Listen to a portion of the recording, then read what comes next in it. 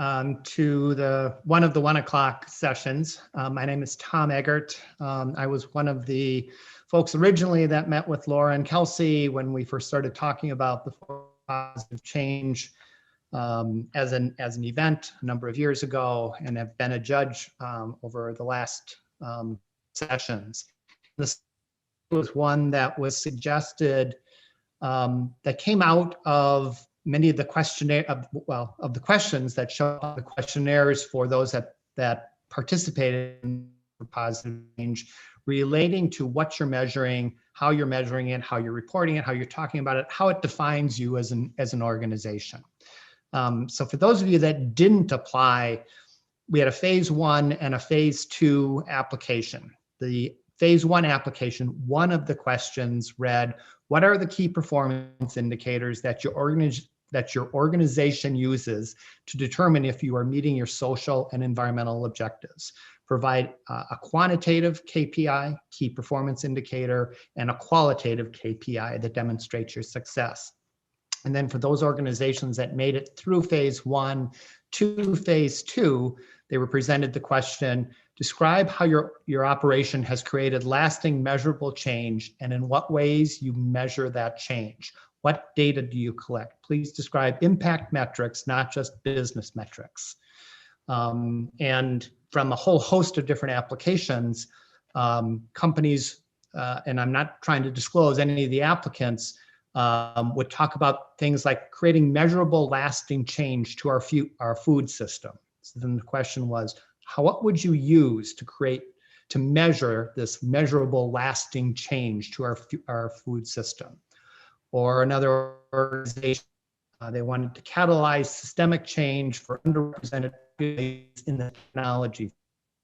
Okay, so what would be those key metrics that would be able to say we are accomplishing the goal of creating systemic change for underrepresented populations? Or the last one, supporting native and traditional knowledge nested in our community. Okay, so again, what would be the metrics? These are hard questions, and organizations struggled more probably with this question than any other. Thus, the suggestion that we have a session on it. So we've invited Jeff Jones, and Jeff of UW came from the engineering school in what the engineering school calls engineering mechanics and astronautics, basically aeronautic engineering. He worked for 10 years in the field, but then really decided that wasn't really what he wanted to do. Went back to school to study developmental economics, and Jeff can talk a little bit about the program that he participated in through MIT. And based on that, took some time off, took permanent time off from the work that he was doing, and started his organization, Basil Data, in 2018, that really helps organizations focus on metrics development, how to measure, how to talk about what you're measuring, and basically in short, I mean, Jeff is the ideal person to lead this session. So Jeff, thank you for joining us.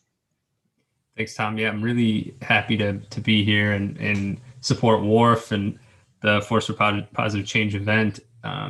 This was something that came on my radar after speaking with you and some other past university professors, and so I'm really excited to be able to provide some insight into what I do.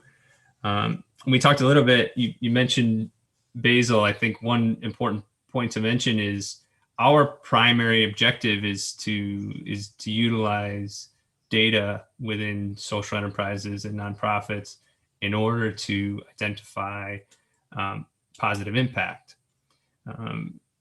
Really what we've seen, or what I've seen in the last few years, is there's a shortage of expertise within metric development and data analysis specifically, in order to maximize, outcomes, maximize positive outcomes. So that was really the framework behind starting Basil, getting to a point where we could support organizations in developing a strategy that makes sense based on their resources. So I know we're going to go back and forth on metrics and talk a little bit about the best way to get started, but that's really our forte. We look really deeply into the resources that the organizations have and try to understand how we can implement specifically an impact measurement strategy. So how do we implement that kind of strategy? So we try to outline two primary starting points. The first is agreeing on an objective, right? If you could get stakeholders and executives in a room to align your primary objective, or put another way is defining the problem you're trying to solve. That's a really wonderful starting point, right? And only after that can you get to a point where you're starting to define how much change you're trying to see, right? And that's where the metrics and the data come in. But you have to start with that agreement or alignment of the primary objective. And there may be a few different objectives, but in general, you need the most important people in the room to align. I would say the decision makers as well as the beneficiaries. And that's really the second part of Basil Data's framework is how are you involving your stakeholders in that decision? You need to know that your primary impact objectives matter to them. And we use stakeholders and beneficiaries kind of interchangeable, but just to add some definition, right? When we're working on a social or environmental mission, we define primary stakeholders as the ones that benefit from your intervention. So gathering that feedback and understanding what matters to them is I guess the second most important part, and developing metrics around that. Well, going back to what I said before, the most important thing is when you understand your objective and you understand what matters to your stakeholder, then you could take the next step of developing a metric or an objective, quantitative objective around those two items. So for organizations, whether they're private, social entrepreneurs, having a business orientation, registered as a business, or a nonprofit, what I'm hearing you say is that mission statement is the beginning point of everything. And you better be able to say in your mission statement what difference you want your organization to make in the world. And once you've carved out what that difference is that you're seeking to accomplish, and hopefully it's not just to enrich your shareholders, that those are the organizations that are not participating in the Force for Positive Change event and actually are fairly unique in the world. I think most organizations now, private or public, realize that they need to be able to talk about from a higher level what difference that they want to make in the world and what unique set of contributions that they're able to bring. So having framed that with the appropriate, sort of guidance from other stakeholders and executive management and boards and whoever needs to be involved, then the question comes to somebody like you, Jeff. All right, this is the difference we want to make in the world. How in the world do we measure whether we're actually, making progress towards making that difference? Yes. What's unique about social enterprises is we have a separate objective. You have alluded to this, but we have a separate objective that does not involve financial growth directly, right? Now, our financial growth might encourage and increase the impact that we have, but we are obligated, really, because we fit into that social enterprise bucket, we're obligated to have objectives that are outside of that the financial growth. And those, otherwise we really can't claim success, right? We can't say we're a successful social enterprise unless we could show that we're seeing progress in the change that in the issue that we had intended to change. So once you go back to the question, really we're getting to a point where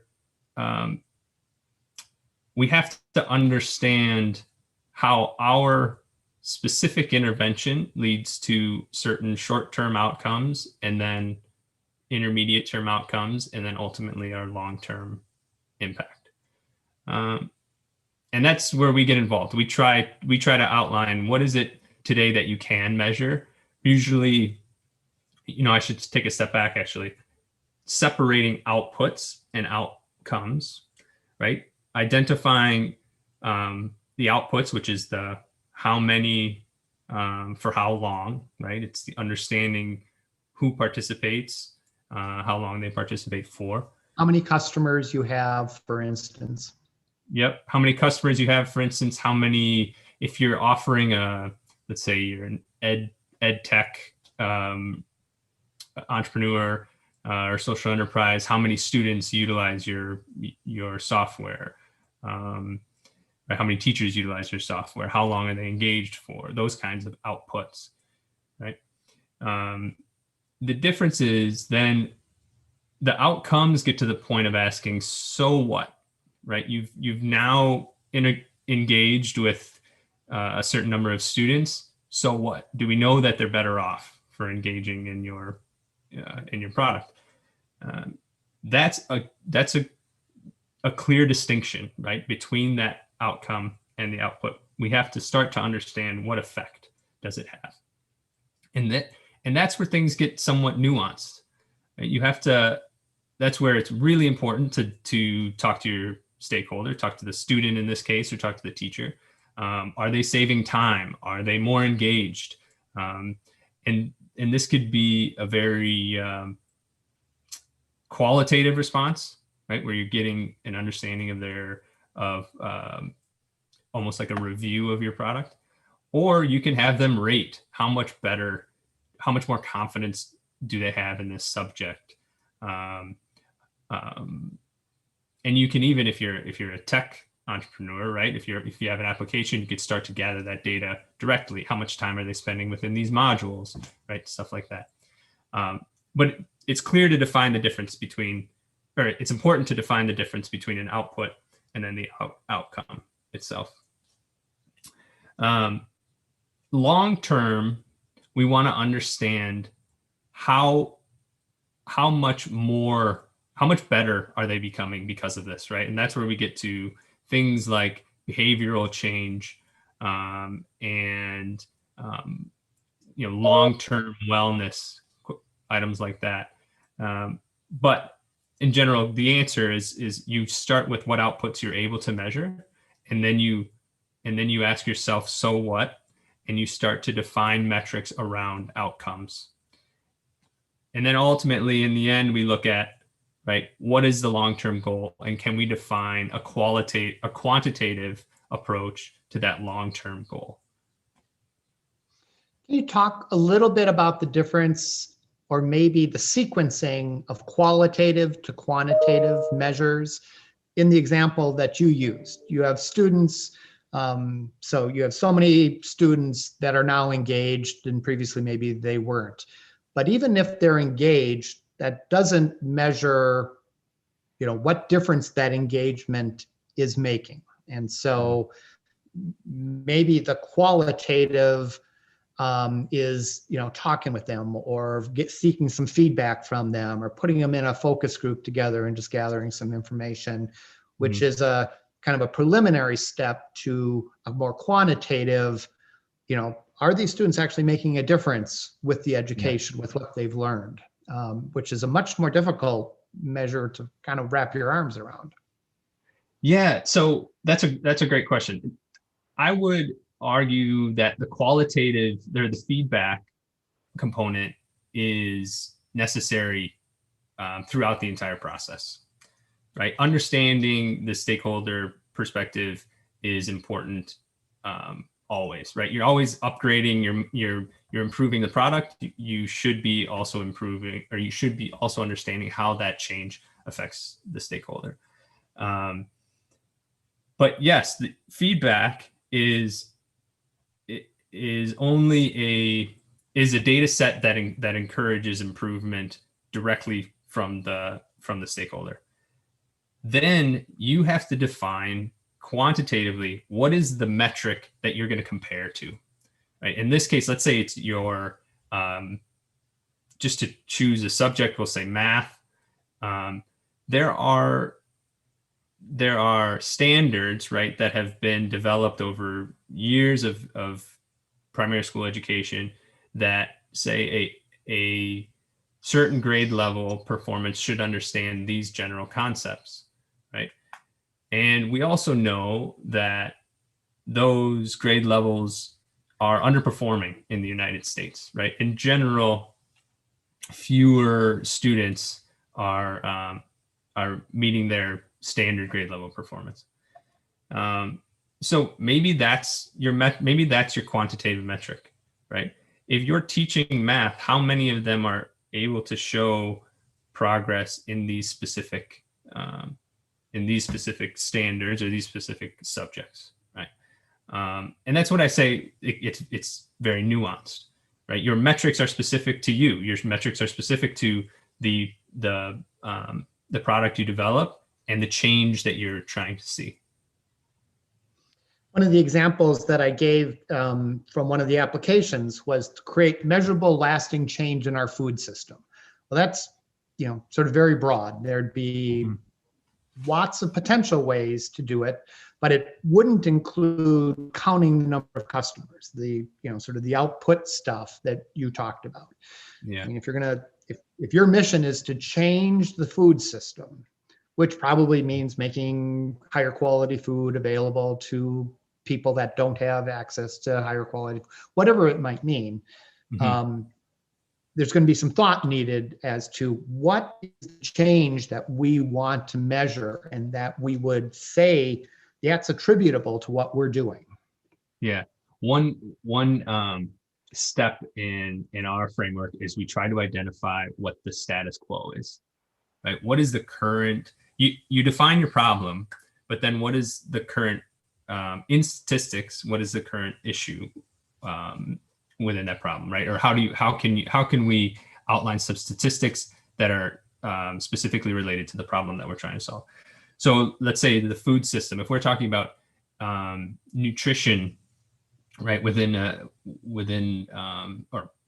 low income consumption of nutrition or something like that, we would have to understand today, is this population getting the appropriate nutrition, right? If they're not, what are the reasons behind that, right? It takes this very specific level of research to identify what the status quo is. So, understand who the population is. What are they currently spending on food? What nutrition level are they gaining from that spending? Right? How much of their income today are they spending on food? Right? You have to really understand that in order to promote this change. We work with an organization called Social Value International, Social Value US. There's a gentleman named David Pritchard. He's actually based in Milwaukee. He's the president of Social Value US, and he has he's told me a couple times that one thing that's extremely important for social enterprises and social entrepreneurs is you have to really, really understand your problem, right? In order to see that change through, in order to measure it effectively, you have to really understand your problem. And that comes from understanding the current state, right? What is the problem today? And how can I monitor or measure the change, the progress that I'm able to provide? So let me switch fields or switch topics just a little bit, although it's going to be, I think, related. With what we've been talking about, there are potentially dozens, if not hundreds of potential measures that somebody could try and gather information on. one of the questions that we asked on the application was about key performance indicators. So how do you get from sort of this universe of everything that you would be nice, in an ideal world, you'd want information about all of this stuff, down to the key things that you as an organization should be able to track? And maybe the way to ask this question is first sort of talk about the importance of KPIs, and how companies or other organizations are using them. And then how do you fill out what that array of KPIs is for your organization? Right. Generally, I should say, put simply, KPIs are the key performance indicators, but the metrics that show progress towards your primary goal. And there is very rarely one of them, right? There are multiple that together outline or provide a picture of your progress towards that goal. Within impact measurement, it's more specific to what can you measure, right? And then you have to take some liberty and say that we're measuring this, and based on research or based on past performance, we could use this as a proxy, right? We can use this as a proxy measure to say that this is a more likely long-term income or outcome. However, it is also important to measure, if truly you're showing a certain outcome. So getting to that specific KPI, again, we talked about, understanding what matters to the stakeholders and defining aligning your objective amongst your executive team. But it really comes down to what are the 3, 4, 5 things that you can measure with the resources that you have, that will provide insight into how you can get better, right? Things that you will make decision. You will look at these KPIs and say, if they're going well, we know that we're making progress towards that objective. If they're not going well, what are we going to do about it, right? So it's important that they align with your objective, and that you are dedicated to doing something if you see them go negative, right? So that's the best way to frame it generally, I think. However, I know that there's a lot of customization within that. So could you, for most organizations, measurement is not something that they start thinking about until later in the process. And I'm guessing the importance of having groups like yours is to raise awareness around the importance of measures and tying measures to ultimate goals. For most organizations, they're very used to the traditional, what we'll call maybe business metrics, more along the lines of what you called output kinds of measures before. And I think people think these are things that are really important and they need to be able to measure them. Mm-hmm. How does the educational process go in working with an organization to take them from the simple measures that they're probably quite used to doing to the broader suite or the broader array of important measures? And how does that transition take place? Yeah, I really like this question. We do a introduction to impact data workshop. I didn't mean to plug us. What I meant to do is what we focus on in that workshop is the first step. If you know nothing about impact measurement, you start to define your objectives based on 5 general data categories. Right. And it's important to understand each one of these data categories and how your enterprise, your organization can start to gather data within each one. So those data categories are user characteristics, right? A better understanding of who your client is, as well as who your beneficiary is. So this is things like, race, income, geography, could be things like socioeconomic status, could be things like background, if you're able to get that level of detail. That's the first. The second is stakeholder feedback, right? It's the qualitative feedback that you want to gather directly from your beneficiaries.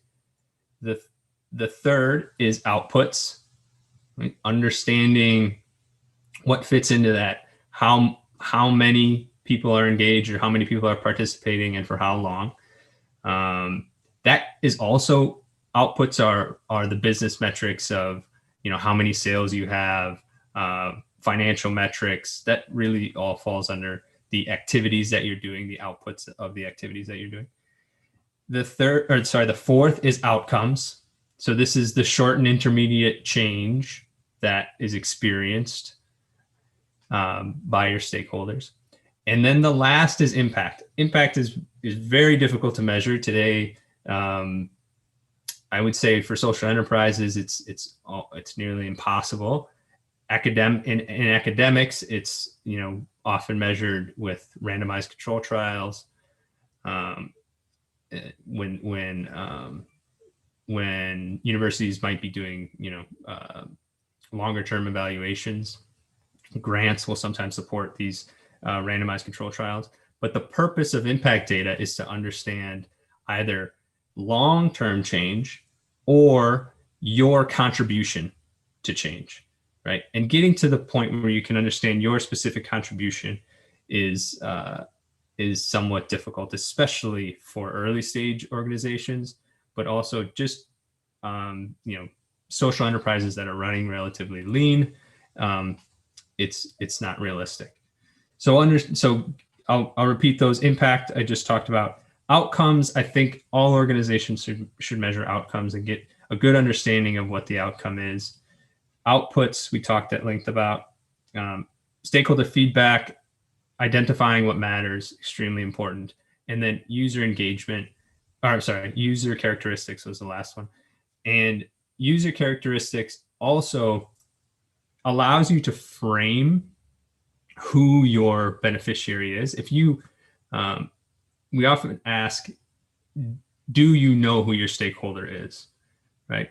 You may think you know who your stakeholder is, but unless you're gathering real data around the user characteristics, you don't necessarily know that information. You may think you're serving low-income communities. You may think you're serving a certain demographic, but until you gather that data, you don't truly know. That also gives you an opportunity to analyze who your users are and how you segment the greatest beneficiaries of what you're doing. So that's how we start. That's the education around it. We talk about the categories of data. We talk about specifics within your organization, who you want to serve, what their expected outcome is, and we dive into those categories a little bit more deep. So at this point, let me open up the Q&A box for questions that come in and encourage you to submit questions that will have Jeff speculate or provide his input on. In the meantime, while we're waiting for that, Jeff, can you talk about the evolution over time or the maturation over time of metrics?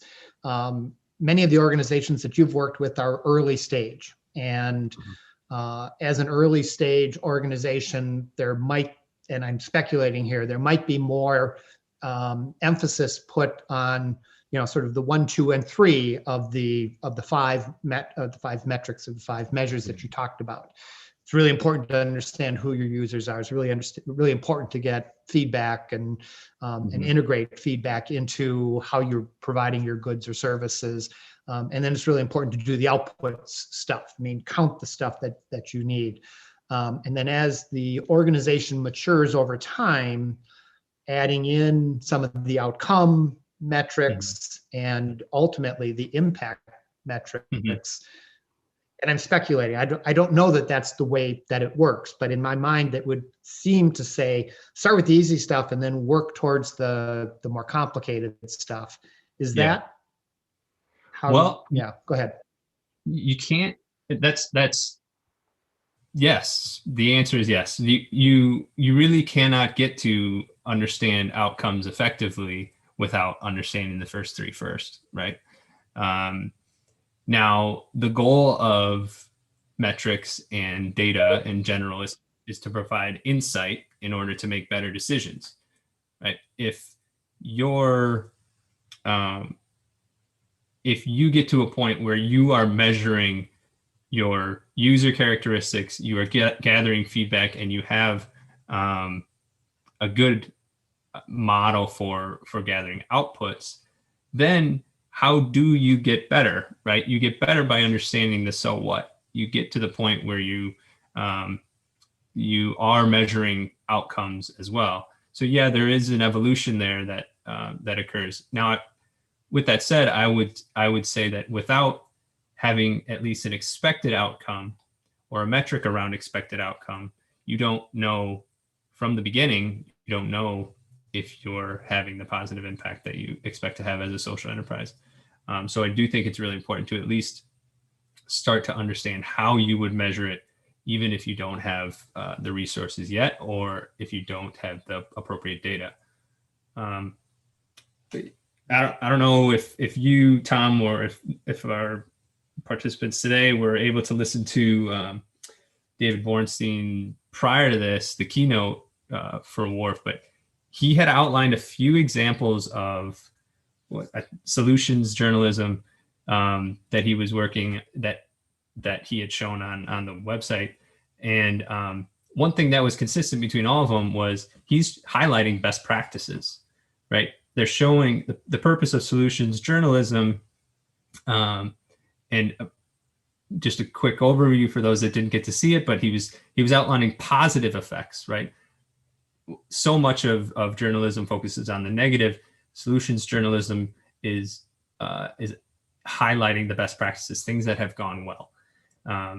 And that's to put it simply. But what was consistent was they all had quantitative metrics around their best practices. All of these organizations showed how much of an effect they had on the problem. And what's great about that is they are seen as, gold standards around the world, and they're treated as programs that need to be highlighted. However, it's not very common to see that. Right? Most of the social organizations I work with, of course, are trying to understand what their outcomes and impact data will look like. But even when we get to bigger size nonprofits and larger social impact enterprises, there's still hurdles there to understand what their outcomes are, as well as what best practices they should be identifying. Right. Who's using these impact metrics, these outcome metrics, other than the organization? I mean, clearly the Force for Positive Change was asking about and using this information to evaluate companies, but who else is, sort of interested in this kind of stuff? Mm-hmm. Yeah, that's a good question. The other side of what we do is we try to minimize hurdles for these social enterprises.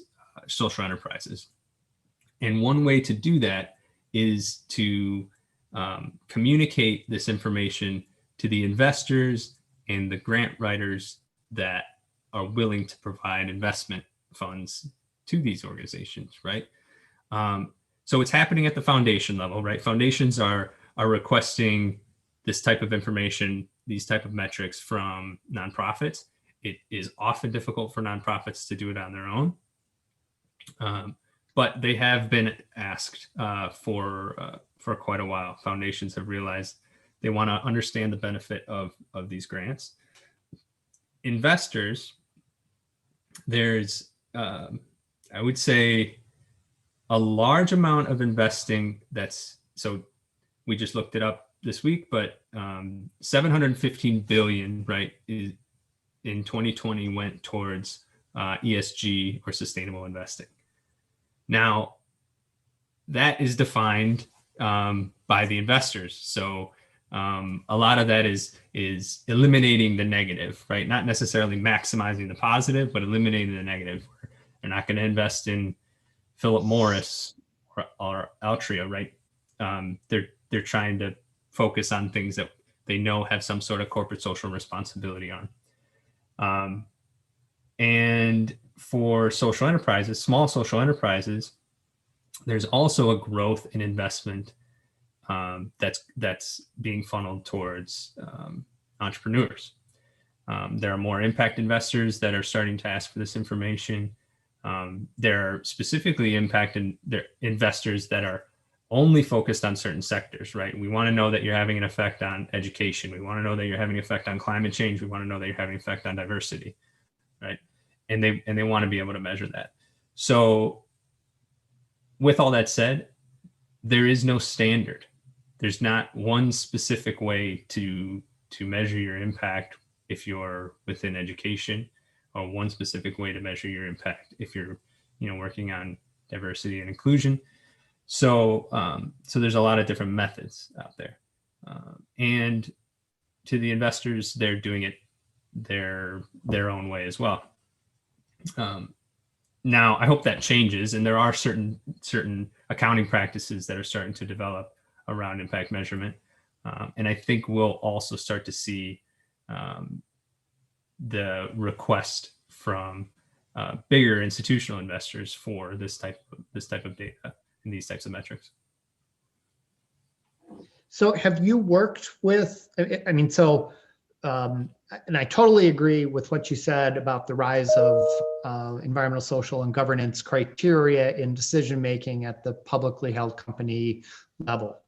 I'm guessing you probably work with any publicly held companies. And I'm guessing most of the people listening or viewing this session aren't from publicly held companies. So for the small, sort of startup organizations that are still looking for angel funding or venture capital funding, are you running into, in Wisconsin, questions about impact from those investors? So what we see is that there's a growth, not just in Wisconsin. So we work with accelerators mostly in Wisconsin. So we work with Generator, awesome program in Milwaukee and Madison. We work with Starting Block, which is based in Madison as well. And we try to provide the social entrepreneurs with a what we call like an impact opportunity assessment, right? What do they think what kind of effect do they think they'll have as they grow? And the investors that we talk with, the investors are looking to make sure that these entrepreneurs just have a better understanding of that social return on investment, right? You set yourself apart as a social entrepreneur or as a social or environmental startup when you walk into the room with an understanding of how cost effective is your impact, right? If I get $100,000 investment, I know that that's going to lead to something like this estimate for this community. Right. So you're setting yourself apart immediately. Now, all that's to say, and this is almost against what we do, but investors also are okay with the story, right? If you could show a deep understanding of your potential impact, and I mean a deep understanding, right? We go back to the clear understanding of the problem. They trust that your story is enough for now, but they expect that you will be able to measure that change eventually, right? So there's a happy medium there. I would say that if you're able to put a strategy together around impact measurement at a really early stage, then you're going to be in a much better situation as you grow. So hopefully we've convinced people that are with us or that are watching in the future, yes, that this is an important topic. How do they get started? What are some tips and tricks to help an organization, a social and a social entrepreneurship organization, a public organization or a private organization? How do they get started down this road? Yeah. I'd start by asking yourself what you'd like to know more about, right? Usually the answer to that question, what would we like to know more about, falls under a couple categories. The first is, who are we serving, right? And we want to understand more about who our primary stakeholder is. And the second is, can we do better with our resources, with the resources we have? Only by collecting data, gathering appropriate data, will you know the answers to those questions, right? If you think I mentioned this before, if you think you're serving low-income communities, do you have the data to show that you're serving low-income communities? If you think you could be more cost-effective, do you have the data to show that you can, or you're maximizing your resources? In the end, the goal is to maximize those resources, right? So I would ask those questions first, and then I'd go back to the 5 data categories and look at, within those 5 data categories, what do we have defined? And you can create metrics within each of those categories, right? We want to get, in order to understand our users better, we think our primary user has this general demographic, is of this general demographic, and start to prove that out, right? Start to gather data around that. And then, like I said, basically put an expectation within each of those categories and identify the data that you need within each of them. That's where you get started. If you have data, then it goes back to making sure that that objective is clear for everyone, right? And then you quantify that objective. How much change do we want to see, right? Quantify the output, quantify the outcome. And because now you've agreed on the primary problem that you're trying to solve, but do you have an agreement on the overall change that you want to see? Theory of change is also a really great, we're social enterprises, nonprofits are familiar with theory of change. So, a strategy around how your activities lead to a certain change. A theory of change is a great way to start with your founders or with your decision makers. And then there's also, logic models that make it a little bit easier. They're more defined. And you could Google those. There are easy ways to do it, but it really does level set your team. So those are good places to start. And then I can't emphasize enough getting feedback from your primary stakeholders. Are you doing something that matters to them? Is a question you should be asking yourself quarterly. The other point worth mentioning is, right now, your financial metrics are not necessarily at the same level in terms of priority as your impact metrics. Just in general, there's less accountability around impact metrics, right? So if you're a social organization, creating those impact objectives or impact metrics ensures a certain amount of accountability, ensures that you're targeting specific change, and as a social organization, you should be doing that. You've decided that you're going to be that you're going to have a positive effect on society or the environment. So make sure that you have a clear objective around that. That's great. So let me just reflect, as a judge that read a lot of the applications, and both sort of the phase 1 and phase 2 applications, there's a lot of points from a judge's perspective that are tied up around the measures question. I would not say that any of the organizations that, even ones that will recognize as winners, would say on their own, and I as a judge wouldn't say for them, that they've really got this measurement stuff, sort of wrapped up, and they're really on top of it, and they know what they're doing, and they're comprehensive, and they're doing all the things.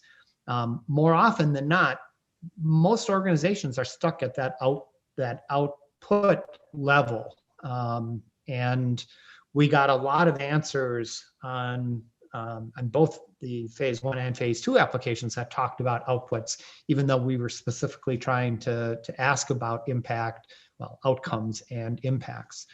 So there's a lot of, I think, opportunity there to distinguish even amongst your peers in future Force for Positive Change applications, in applications to grant funders, even as Jeff was saying, in applications to investors.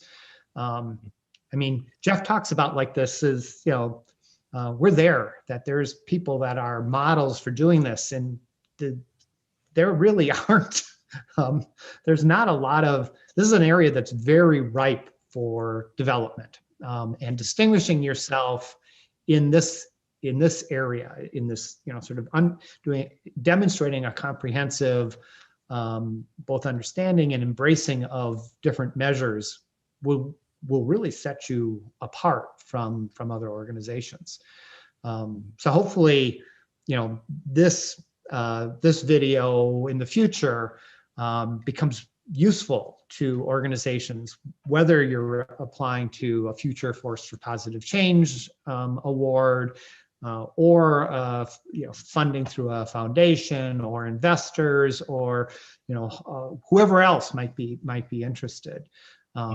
There's just, I think, a lot of opportunity in this area. Yeah, Jeff? I'll also just add to that there is a shift in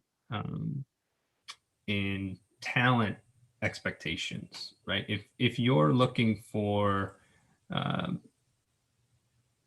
both millennial or Gen Zers to join your organization, the expectation from them is that impact is a strong part of what you're doing. Even if your product or service, so this might not be, if you're not a social enterprise, right? Your product may have a negative effect on the environment, but this younger generation wants to know that you're doing something about that, you're mitigating those risks. So attracting and retaining that talent is also, really important if you'd like to grow. So not just from a funding standpoint, from a talent standpoint, it's also really important. So yeah, that's just an added benefit for understanding your outcomes. Yeah.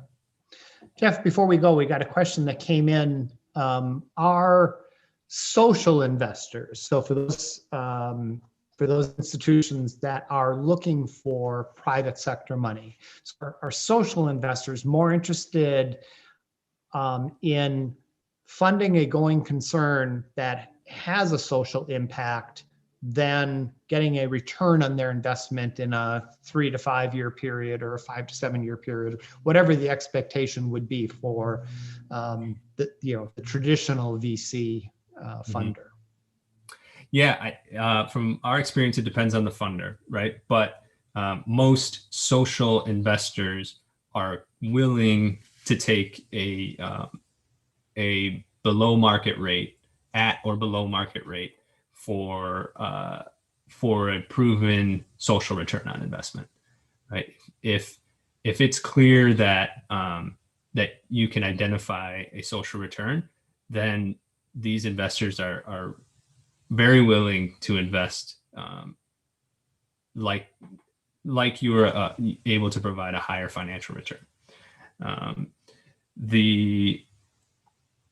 Another point there is we from our perspective, these funders are not necessarily comparing you to all other entrepreneurs. They're comparing you, if they're specifically impact investors, they're comparing you to other impact entrepreneurs or social entrepreneurs, which means that if you're able to clearly identify your impact quantitatively, then you're setting yourself apart from them almost immediately. Thank you. Great conversation. Thank you all for joining us. There are links that are available back on the homepage for the 2 o'clock sessions. We were instructed we needed to close down by 1:50. I think we could continue this conversation longer, but hopefully we gave you enough of a sense on the importance of metrics and how to get started in the development of impact metrics or at least outcome metrics, so that quality of applications goes up from my perspective next year, and also that you're better able to get funded from wherever you're seeking further funding from. Any last words, Jeff? No, just thanks for including me. I hope you, both WARF and in general Wisconsin starts to grow their social entrepreneur footprint. I see that now, and there's a reason why we're based here, why Basil Data is based here, and we're excited to keep working with small organizations and social entrepreneurs. It's motivating to see this type of entrepreneur jump